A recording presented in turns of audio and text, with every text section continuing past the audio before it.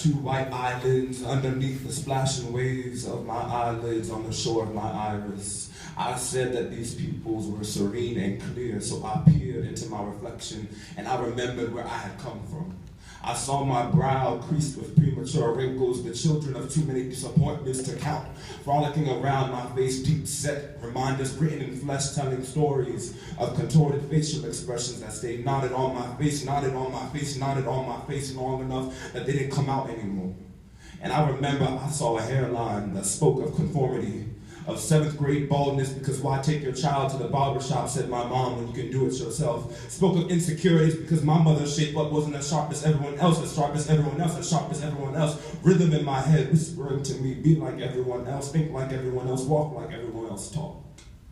So I looked at my tongue and I remembered, how are you doing? I'm doing okay, I'm all right, I'm fine, lies. I remember lies, I remember hiding how I felt because my tongue was ill, paralyzed in bed. Told that some words weren't meant to be said, so my mouth sat shut while my pain became a prayer. My spirit groaned, praying in tongues of hurt, petitioning God for the fulfillment of desires. My tongue lacked the courage, eloquence, and strength to articulate. I saw my chest.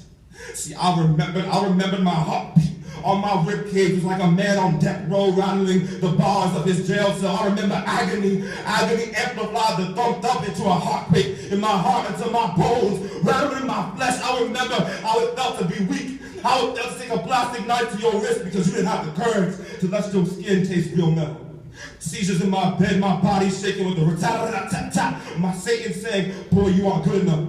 A ghost sleeping out of my pores as I sweat bitterness. I blinked, eyelids rushing over my world like waves until I couldn't breathe, until I was choking, until a hand pulled me out of myself and said, child, breathe.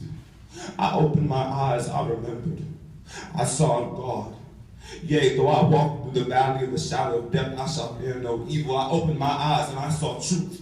I remembered who I am. I remembered my vision, that you'll never understand ambition until my autopsy, until you crack open my dead chest, unzip this muscle fibers, and see my heart still beating, possessed by determination himself. I'll put this world on my back and backpack through a war zone. You don't know my ambition.